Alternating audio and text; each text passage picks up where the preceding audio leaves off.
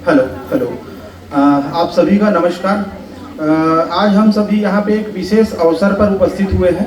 यह अवसर है रजत जयंती उत्सव का, यानी 25 वर्षों की गौरवशाली यात्रा का।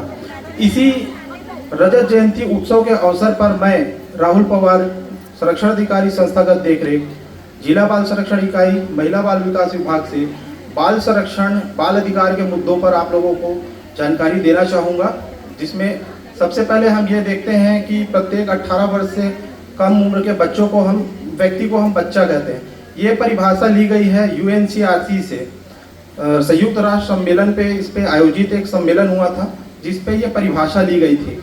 इसी तरह बाल अधिकार के कुछ प्रकार हैं जो UNCRC से लिए गए थे, जिसमें पहला है जीवन जीने का अधिकार, दूसरा है संरक्षण का अधिकार, तीसरा है भागीदारी का अधिकार और चौथा है विकास का अधिकार। इसी कड़ी में हम आगे देखते हैं कि अभी बाल शोषण का जो मुद्दा है बहुत तेजी से हमारे समाज में विकराल रूप ले रहा है। इसी तरीके से हम यदि बाल शोषण को समझना चाहेंगे तो बाल शोषण के मुख्य 4 प्रकार हैं, जो कि है भावनात्मक शोषण, दूसरा है उपेक्षा, तीसरा है शारीरिक और चौथा है बाल यौन शोषण।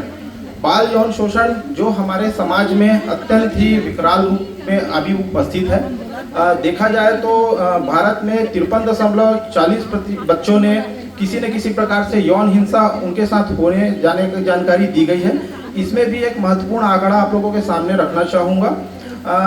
इस आंकड़े में 52% जो बच्चे हैं जिनके साथ यौन उत्पीड़न हुआ है वो बालक हैं, यानी कि लड़के हैं, और 48% जो हैं वो लड़कियां हैं। तो हम ये नहीं बोल सकते कि बाल यौन शोषण जो है न केवल लड़कियों से होती है, वरन आंकड़े से ये स्पष्ट है कि ये लड़कों में अधिक देखा जा रहा है।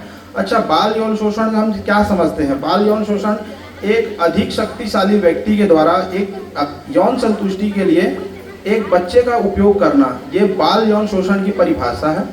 और बाल यौन शोषण के ही रोकथाम के लिए पॉक्सो एक्ट बना हुआ है, जिसे हम लैंगिक उत्पीड़न से बालकों का संरक्षण अधिनियम 2012 कहते हैं। इसी अधिनियम में संशोधन हुआ है 2019 में, और इस पॉक्सो एक्ट के अंतर्गत अनेक प्रकार की धाराएं हैं जिनसे बच्चों को लैंगिक उत्पीड़न से रोकथाम करने में सहायता मिलती है। इस एक्ट के अंतर्गत मैं महत्वपूर्ण रूप से हमारे जो शासकीय कर्मचारी जो यहाँ पे उपस्थित होने एक महत्वपूर्ण जानकारी देना चाहूँगा।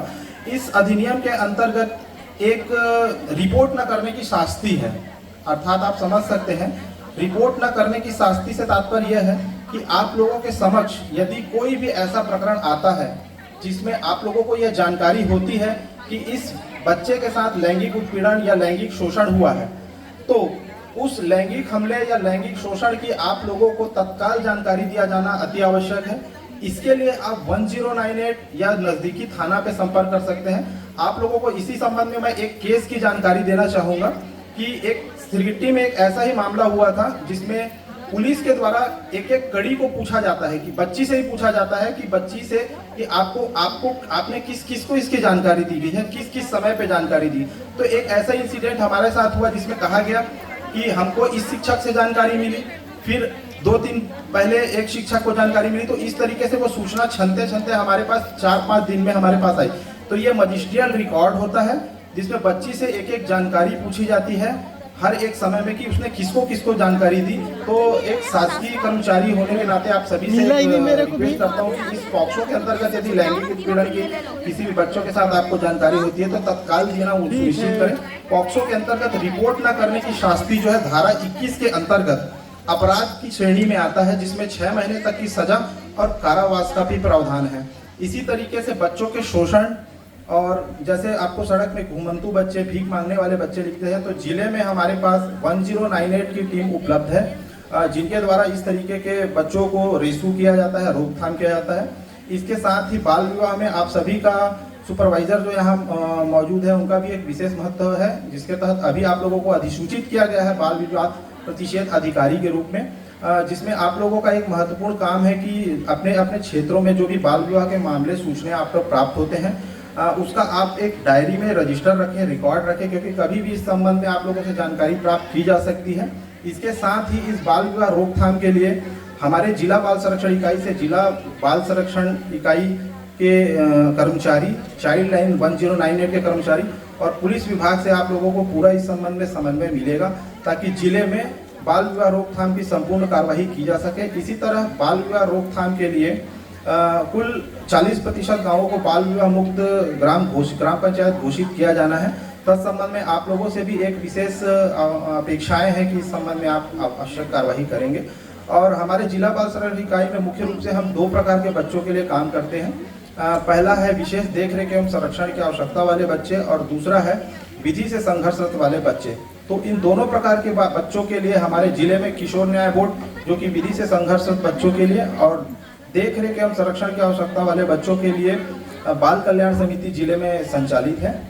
और इसी तरीके से एक महत्वपूर्ण योजना जो है हमारे जिला बाल संरक्षण इकाई के अंतर्गत संचालित है, जिसकी जानकारी आप लोगों को होगी, पर कुछ डॉक्यूमेंटेशन के संबंध में कई बार कंफ्यूजन होता है। तो मैं आज आप लोगों को एक डिटेल उसमें बताता हूँ। इस योजना का नाम है स्पॉन्सरशिप योजना। इस योजना के तहत ऐसे बच्चे जिनके माता पिता की मृत्यु हो गई है और पिता की मृत्यु हो चुकी है, इसमें कंफ्यूजन होता है कि पिता या माता, तो इसमें पिता की मृत्यु हो गई है उन माताओं के बच्चों को। और इसके साथ साथ एक और अन्य महत्वपूर्ण इसमें यह है कि यदि माता और पिता गंभीर रूप से किसी रोग से ग्रसित हैं या माता पिता जीवित है, बच्चे किसी गंभीर रोग से ग्रसित हैं, तो भी उनको प्रति माह 4000 रुपये की राशि दी जाएगी। इसमें एक परिवार में अधिकतम 4 बच्चों से अधिक नहीं होने चाहिए एवं अधिकतम से अधिकतम 2 बच्चों को इस योजना से लाभान्वित किया जाएगा। और इसके साथ साथ कुछ महत्वपूर्ण दस्तावेज भी आवश्यक होते हैं, जैसे कि माता पिता की मृत्यु हो चुकी है तो उनका डेथ सर्टिफिकेट लगेगा और आधार कार्ड लगेगा माता और बच्चे दोनों का यदि है तो, और इनकम सर्टिफिकेट लगेगा। तो ये सभी दस्तावेज आवेदन के साथ में जिला बाल संरक्षण इकाई नूतन चौक सरकंडा में वो प्राप्त कर सकते हैं, या आपको भी एक कॉपी उसकी दी जाएगी तो आप इसे भरवा सकते हैं और हमारे से संपर्क करवा कर सकते हैं कि और भी इस दस्तावेज में क्या क्या कमी हो सकती है। तो इस तरीके से यह महत्वपूर्ण योजना है स्पॉन्सरशिप, जो अभी जिला बाल संरक्षण इकाई महिला बाल विकास विभाग की तरफ से संचालित है। तो मैं सभी आप लोगों का इस समय धन्यवाद करना चाहूँगा। धन्यवाद। बहुत बहुत धन्यवाद राहुल सर जी।